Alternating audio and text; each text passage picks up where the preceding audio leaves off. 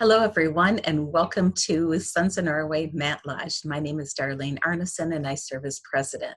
I'd like to call this December 10th meeting to order. Welcome to Mandt Lodge, Sons of Norway. We are gathered together virtually to celebrate the heritage and culture of Norway, both past and present. We are also here to enjoy the fellowship that is a vital part of our lodge. So welcome, everyone, to this month's virtual meeting. It looks like we are ending 2020 the same way that things shifted back in March and April. So we appreciate you tuning in. We sure wish that we were at the lodge. Typically December is our program night with the Edvard Grieg Chorus, so we are missing listening to their beautiful music and the fellowship we always have afterwards. But we hope that everyone is staying safe and that you're healthy and that you're getting through this very challenging time together well. So just a few reminders. Unfortunately, we'll start out on the negative and then we'll move to positive things. So there was not a bake sale in November. We've had a lot of calls on lefse and donuts, and we do not have any at the lodge. So I've been encouraging them to check with some of the local stores. Cheesers, I know, has carried lefse in the past, as well as Pick and Save. And we shared also online several sources up in Osseo, or up in the Osseo Blair area, as well as Northland over in Rushford. So lots of good opportunities for people to support them. And then we hope to supply your needs in 2021. So we also obviously canceled tonight's meeting. And then we were hoping last month to have our family Christmas event as a in-person outside venture, but with the current Dane County restrictions, that had to be canceled. We cannot have a meeting or gathering over 10 people outside. So typically we'll get, I would guess, between 300 and 500 at that event. And so we made some changes to that. So what happened is we had all the items downstairs that were earmarked for the dollar store. Typically, young children can go in and purchase items to give to their moms and dads or siblings and so forth. And we decided to see what other options we have for distributing those items. So we contacted one of our members, who's a key volunteer at the Stoughton Food Pantry, Sandra Fleming, and we were able to coordinate a joint activity with them. So a big thank you to Vicki Goplin, who spends many, many hours during the year decorating gift bags. Lori Tigan, our youth director, who worked in helping to coordinate the craft bags. And then to a number of our members who came and helped to wrap gifts, or who donated money or donated items to help fill out some of the needs that we had. So when it was all said and done last Friday afternoon, we delivered 500 gift bags to the Stoughton Food Pantry, along with 175 activity bags. So when families call in to order their food for the Stoughton Food Pantry, when asked if they have children in the house who would like to have a few gifts to give family members or loved ones, they can request up to 3 gifts per child, and then they can have something to give to their mom or dad or other family members. The activity bags have coloring sheets. They have at least one craft kit in it. Some are to make the Eula curve, which are the heart woven hearts that can hang on trees and serve as decoration. We had some pine cones that could be, we put peanut butter, and there was birdseed in there that they could use to make an outdoor decoration. There were also some Nissa craft kits. So a big thank you to the people who helped to cut out things and assemble those kits. And also we want to thank Thrivent Financial, who gave us an action grant initially for the outside event and to put it towards purchasing some plexiglass barriers to have between Santa and the kids and for our cashiers and so on. And so we kind of shifted gears, but I think we are really going to bring a lot of smiles to a lot of families. So a big thank you to everyone who helped support that. We are hosting the American Red Cross Blood Drive on Tuesday, December 22nd. The drive goes from 10:30 until 4:30. So we need volunteers from 10 until 1:30 and from 1:30 to 5. So I have the first shift. I've got 4 volunteers there. We'd like to have 4 to 5, so someone else could still volunteer for the morning shift, but I do need 2 to 3 yet for the afternoon shift. So they can contact me, and the blood drive, again, is on Tuesday, December 22nd at the Stoughton Fire Station. I will be working on the lodge directory. We compile all the information about our members and about what happens at our lodge on a typical non-COVID year. And it has the members' names, addresses, emails, and phone numbers. And then we will be sending that out to everyone. So under current restrictions, we aren't sure what 2021 is going to look like. We had an update on what Sitnamai is kind of looking at, and also some of the other events. We decided, though, to put together our 2021 calendar. We won't set up any Facebook events or do a lot of publicity on items until we know we can go forward with them. But we did set our 2 fish boil dates, as well as they encouraged me to put together the typical 2021 calendar. So I will have that as part of the lodge directory as well.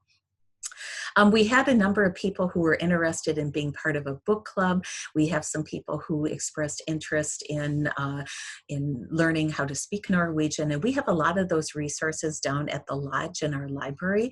And so I will be down there on Saturday morning, December 19th, from 9 in the morning until 12 noon. If anyone wants to come in, we can't have more than 10 people in the building at one time, but I don't think that will probably be a problem. But you can come in and check out items and use these winter months to be reading or watching. We've got a lot of DVDs. If you have a VCR machine at home, we have quite a few VCR tapes as well. We have a lot of language resources and lots of wonderful books. So I really encourage you, if you're going a little stir crazy, and we know we got a few more months to go probably, to stop on down. Or if you can't make it on Saturday, just contact me, and either I can meet you or I can ask another member that has a key to meet you sometime. We are getting our decks of card order. We are on our 4th order. We ordered 50 more decks. I still have, I believe, 19 decks that aren't spoken for. I'm hoping when I get home tonight that they are there. So if you are in need of any decks of cards to give for gifts, they are $10 each. And I would have those down there next Saturday. We also have some dragon t-shirts, so if you're looking for some gift items yet, and we have a few of the district books that were for sale. I think there's maybe 1 apron and maybe a hat and a few other odds and ends, so I encourage you to stop down. But there are things to do, and there are some classes coming up, thanks to our district cultural director and treasurer for organizing them. We have the 2nd virtual genealogy class that they are coordinating with NAGC. That will be on 2 Saturdays in January 9th and 16th. And so I will have that information. We've been emailing it out, but I will have it in the newsletter. There also is a 16-week history class, and District 5 is doing a Norwegian American virtual history course about Norwegian American settlements in Illinois, Minnesota, Michigan, and Wisconsin. So the first 3 weeks are going to be on the Norwegian history in those areas. Weeks 4 to 14 is a book club format with readings and discussions on 3 of the books that the district has, and weeks 15 and 16 are going to be short presentations that the participants can choose and then give their presentations on. So that information is also on the district website, but I'll have it in the newsletter. And the 3rd class is a carving class, I believe a flat plane carving by Jimmy Miller. It is on whittling a squirrel, and that class goes for multiple days in February, so I'll have that information as well. Don't forget, the district is also doing Nordic News on Tuesday nights. You can tune in live at 6:20 using the link off of the district website, or you can always go and click on that section of the website and watch any of the past videos. I've been sharing some of them on our Facebook page that you can just click the link and it'll take you right to the video. But there's some great programs. There was one this past week on baking cookie traditions, especially on krumkake and some of the other Christmas traditions. So I encourage you to take a look at that. Also, just a reminder that every Friday I post the Friendly Fifth Friday news on the district website. It's a weekly update on things happening about Sons of Norway and upcoming deadlines and the things that are going on, and links and reminders and so forth. And that is for all members to take a look at. It's a great way to keep up to date on what's happening in our district. There are also many YouTube videos, some on our Sons of Norway YouTube channel, but also on the Sons of Norway HQ or the headquarters channel. So they've got a lot of great resources. And they also have been continuing to add more and more things to the international website. We've been trying to add more to our district website. So I will be featuring some of those as we go into the next time period. So again, especially in Dane County, we're not allowed to have any meetings in person. And so utilizing what we can online and sharing that with our members. And then again, for anyone who wants to come into the lodge anytime, again, next Saturday, I'll be there for 3 hours, but we can make arrangements anytime to have members come in and take a look at what we have in the library and check those items out and go from there. So anyway, so that are some of the announcements that we have. So we're going to recognize some members in tonight's meeting. And so I'm going to share my screen. We're going to go into a PowerPoint presentation. And we are, every fall, we always do the membership pins, and this recognizes any members who joined in this past year or that were have transferred in, and we also recognize members who are achieving milestones, 5, 10, 15-year members and so forth. So we are going to start out with the membership recognition milestones, and this one is pretty amazing. So Mel Almy is going to be getting his certificate and pin for 70 years of membership. So that is just amazing. I just hope to live to be 70, let alone be a Sons of Norway member for that long. So congratulations to Mel. In our next series is 45 years of membership, Barb Entwistle. 40 years of membership, Evelyn Call, Nancy Christensen, Jan Christensen, David Nelson, Ann Nelson. 35 years of membership, Darlene Arneson, Martha Asplund, Thomas Asplund, Doris Helmke, David Listig, Marg Listig. 25 years of membership, Christoph Christensen, Jane Connor. 15 years of membership, Rich Hagen, Darlene Riddell. 10 years of membership, Carol Ersted, Dennis Ersted, Vicki Goplin, Fern Hasfeld, Rich Hasfeld, Dana Kelly, Dale Mauer, Jenny Mauer, Katie Mauer, Julie Negard, Morris Thompson, Sarah Tupper. 5 years of membership, Anita Amundsen, Bill Amundsen, Grace Farnham, Cooper Husina, who is a heritage member, he's a young child, Rebecca Lundy, David W. Nelson, Sarah Robbie, Brett Schmidt, Tessa Schmidt, Stephanie Stokes, and Barb Sander.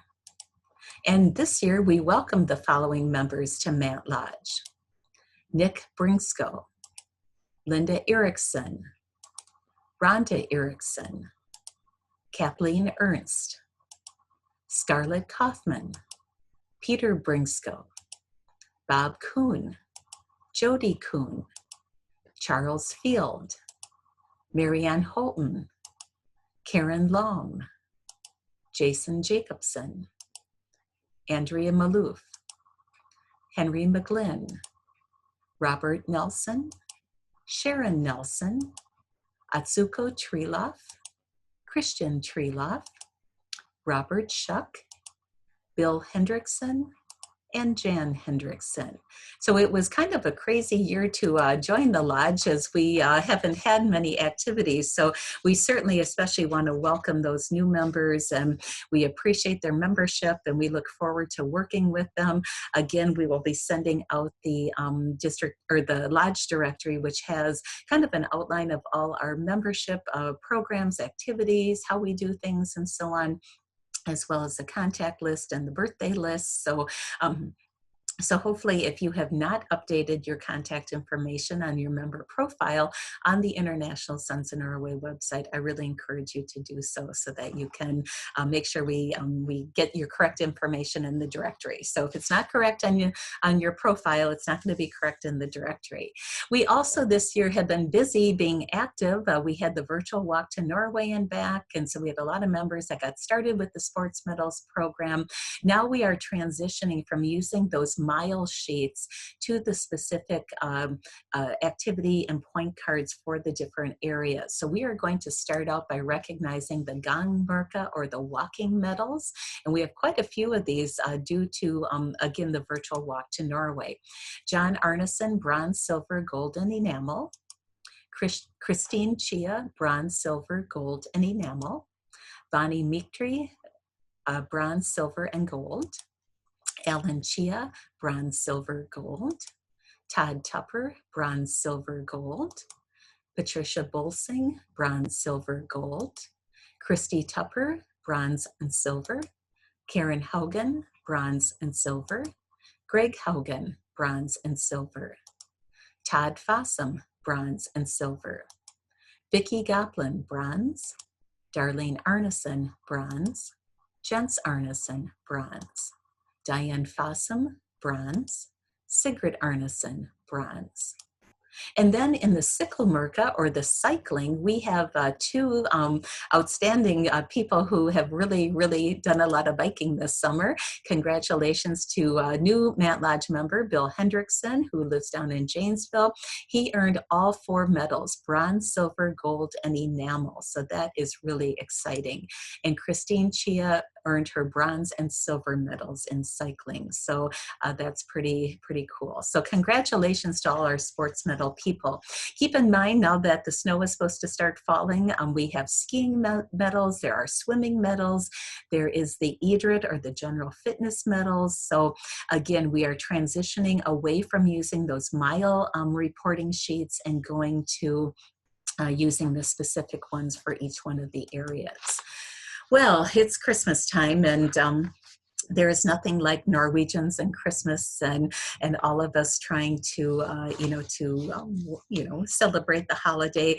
This year, obviously, we're all a little probably disappointed in not getting together at Thanksgiving time with loved ones, and as we look towards Christmas, it looks like it probably will be the same. So I wanted to do a little bit about Christmas and just some fun things, and also some information and so on. There's lots of great resources online, and we've had some issues trying to play music. We get a lot of feedback from it, so I'm not going to do any music, and you sure don't want to hear me sing and so forth, but we'll try our best to get through this. So one of the things about a true Norwegian home is that you should always have 7 cookies that are available during the holiday season. And of course, now when you look online and say, what are those 7 cookies? There's all kinds of variations of them, but the one that I am sharing with you is this list. So they have smultringer, or the donut rings, sandkaker, or sand cakes, syrup snipper, or syrup snaps, Berliner Kranzer, or the Berlin Ries, Guro, krumkaka, or the curved cake, and fadiman, or the poor man. So every household is supposed to have 7 different kinds of cookies, and unfortunately we aren't having our bake sales and so on, that you could probably load up on some of the ones that you don't make. But I really encourage you to take a look at that Sons of Norway the International's YouTube channel, because there are a lot of people who have posted how to make different kinds of cookies and how to make lefse and how to make, fatiman and krumkake and so forth. So there's some really good online resources that you can use. And this is also a good time to maybe have those virtual calls with some family members who usually are the ones who bring that to the family gatherings, and now everyone's at home, but you'd like to enjoy those, and maybe you can have a virtual baking get together or a little lesson and so forth on that. Other traditional foods that we see at Christmas time, you may see a holiday decorated kransekake, which is the ring cake. Typically there's 18 rings in a traditional one. And also ribba is the traditional Christmas Eve meal. Rummagrout is always a favorite as well. And as many of us love and cherish this time of year, it is for the lutefisk. So I thought I'd have a little fun with the lutefisk, and I found this, and of course some of these have been around a number of years, so you might have seen this, but I'm going to as I'm reading it, click through some fun joke things that I found about lutefisk. So this is called the lutefisk ritual. 'Twas the day before Christmas, with things all a bustle, as Mama got set for the Christmas Eve tussle. Aunts, uncles, cousins would soon be arriving, with stomachs all ready for Christmas Eve dining. While I sat alone with a feeling of dread, as visions of lutefisk danced in my head. The thought of the smell made my eyeballs start burning. The thought of the taste set my stomach to churning. For I'm one of those who good Norwegians rebuff, a Scandinavian boy who can't stand the stuff. Each year, however, I played at the game to spare Mama and Papa the undying shame. I must bear up bravely. I can't take the risk of relatives knowing I hate lutefisk. I know they would spurn me, my presence withhold, if the unthinkable, unspeakable truth they were told. Then out in the yard I heard such a clatter, I jumped up to see what was the matter. There in the snow, all in a jumble, 3 of my uncles had taken a tumble. My aunts, as usual, gave the what for, and soon they were up and all through the door. And then with talk and more cheer, an hour passed as Mama finished the Christmas repast. From out in the kitchen, an odor came stealing that fairly set my senses to reeling. The smell of the lutefisk crept down the hall and wilted a plant in the pot on the wall. The others reacted as though they were smitten, while the aroma laid low my poor helpless kitten. Uncles Oscar and Lars said, "Oh, that smells yummy," and Kermit's eyes glittered while he patted his tummy. The scent skipped on the ceiling and bounced off the floor, and the bird in the cuckoo clock fell to the floor. Mama announced dinner by ringing a bell. They pushed to the table with a yump and a yell. I lifted my eyes to heaven and sighed, and a rose on the wallpaper withered and died. With leaded legs, I found my chair and sat in silence with an unseeing stare. Most of the food was already in place. There remained only to fill the lutefisk space. Then Mama came proudly with a bowl on a trivet. You would have thought the crown jewels were in it. She placed it carefully down and took her seat, and Papa said grace before we would eat. It seemed to me with my whirling head it was the shortest prayer he'd ever said. Then Mama lifted the cover on the steaming dish, and I was face to face with that quivering fish. Me first, I heard Uncle Kermit call, while I watched the paint peel right off the wall. The plates were passed for Papa to fill. I waited in agony between fever and chill. He would dip in the spoon and hold it up high. It oozed onto the plate. I thought I would die. Then came my plate, and to my fevered brain, there seemed to be enough lutefisk to derail a train. It looked like a mountain of congealing glue, oddly transparent yet discolored in hue.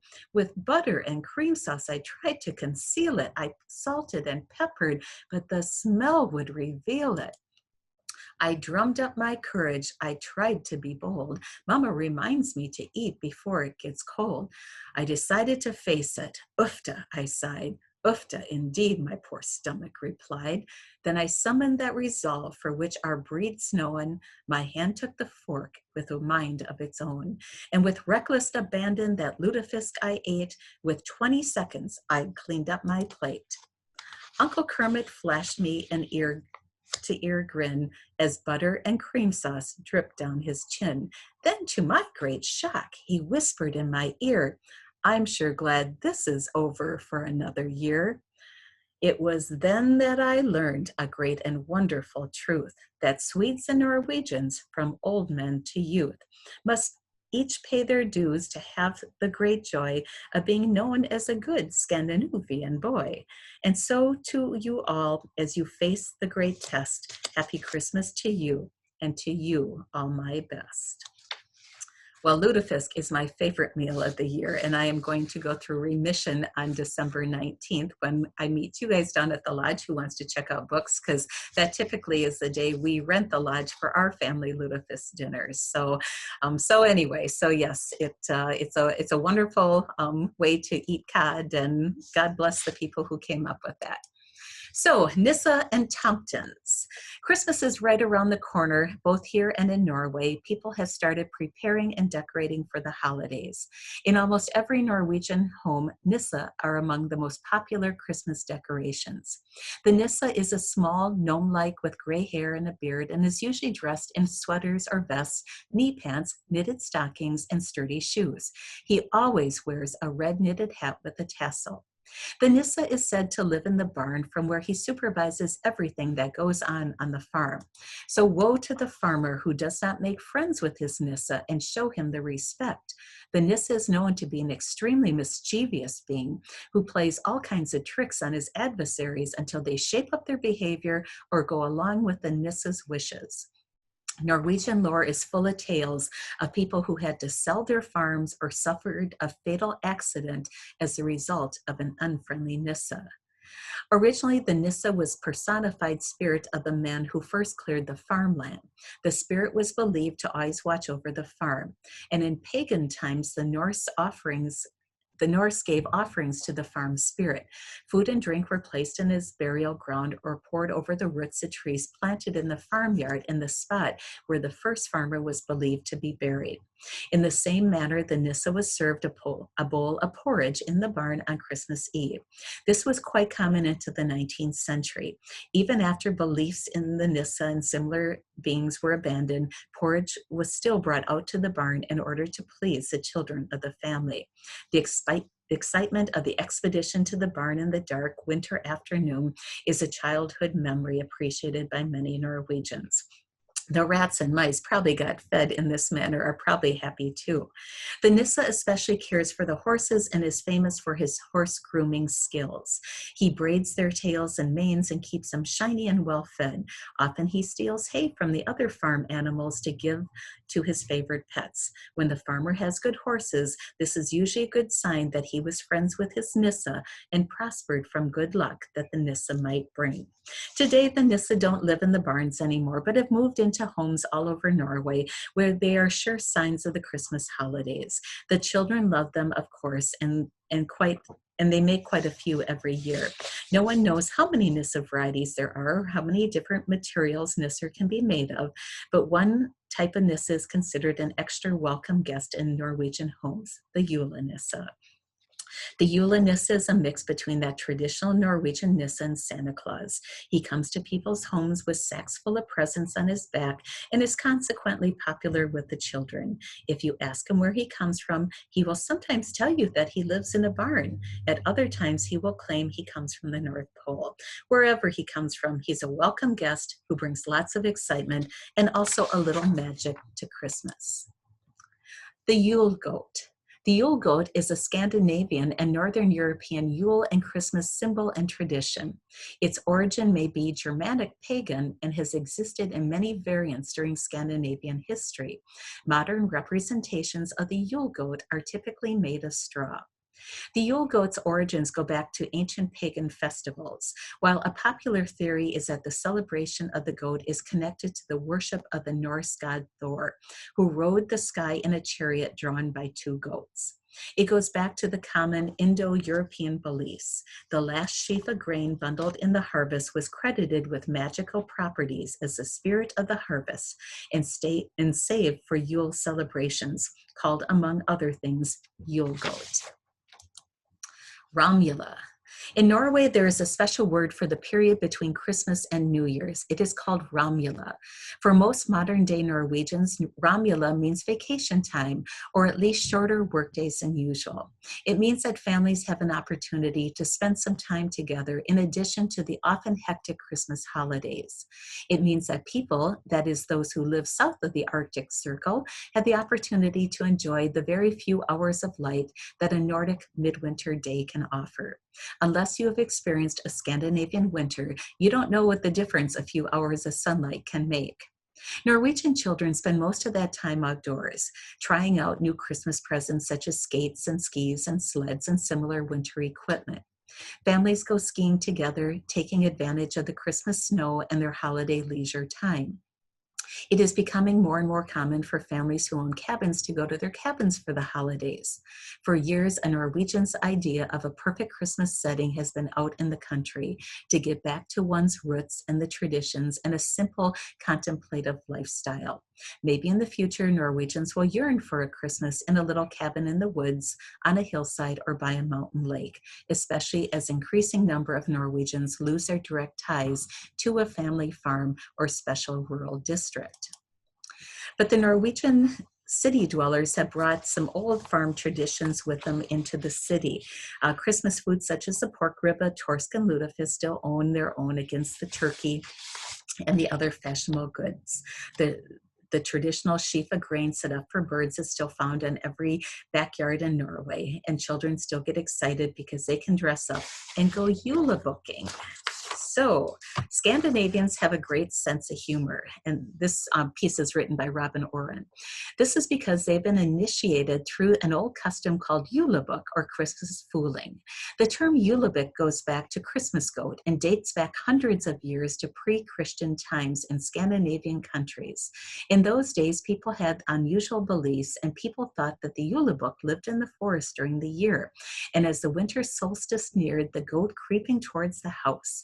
Each day the goat came closer until it reached the house on the darkest day of the year. With the arrival of Christianity, the custom was celebrated on Christmas Eve. There, the julebuk hovered in the shadows, waiting to grab unsuspecting children who dared stray from the firelight. Christmas porridge, some believed it was beer the goat was after, was set out for the goat, and once the goat had its fill of the porridge or beer and a few kids for roughage, it left. If there was no porridge, the goat havoc ensued in the form of furniture breaking and general frightening of the inhabitants.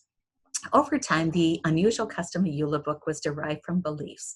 Julebuk involves dressing up in animal skins and I missed my place here. Animal skins and goat masks and carrying goat heads on poles. Costume participants roam through the neighborhoods yelling and carrying on in an attempt to scare away ghosts and evil spirits that haunted during the winter months. Later on, the goat idea faded and people simply dressed in masks and old clothes. Participants gathered together in their garb sometime between Christmas and Epiphany and set out for the houses of the neighbors. As they neared the farmhouses, Julebooker would yell out, knock on windows to alert the inhabitants of their arrival. They are followed by barging through the front door and demanding that the family guess their identities. If no one could, then food and drink were demanded. Goat vandalism was generally left for the folk tales. Oftentimes, once the identities were guessed and the goodies consumed, the inhabitants donned the masks and costumes and joined the group of Julebooker, proceeding on to the next house. The group eventual destination was a house party with dancing and singing and more Christmas goodies. The Julebuk practice still continues in Norway and in some Scandinavian settled areas in America. To Norwegians, all these activities are considered socially acceptable, desirable, and old-fashioned fun. There is a real art to julebooking as participants try to disguise their identities with limps and humps and padded stomachs and strange voices. Masks vary from a simple paper sack or nylons to more elaborate paper mache animal heads or other variations. It takes skill to guess the identities too. And of course, one must have a great sense of humor to be awakened from sleep at 11 at night by loud, obnoxious, uninvited visitors who look like they belong on Star Trek, who demand coffee and spirits and what's left of the Christmas baking before they leave. But the custom does not do well in large cities. In Chicago, people with nylons over their heads who walk through front doors tend to get shot. Scandinavians in these places just have to forego this type of holiday fun or wait until Halloween. No, this custom is good for only in the small communities or in big towns where people know about it. Yule Book is a yearly social event, but it also serves to initiate and welcome new members into the community or to help them decide if they really want to stay. So as we finish up this part on the Christmas part and so forth, we will end the PowerPoint with our Guyul Nissa as well as our New Year's greetings. So as we finish up the meeting, I want to wish a happy birthday and happy anniversary to any of our members who are celebrating now in December.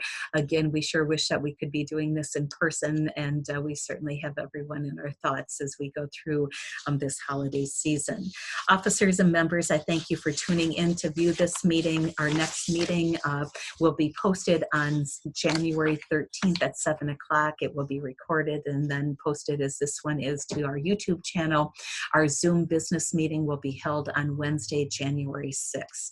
May peace and harmony prevail in our lodge. This meeting is adjourned, and I thank you for watching. Have a Merry Christmas, a Happy New Year. Stay safe and be well. Thank you.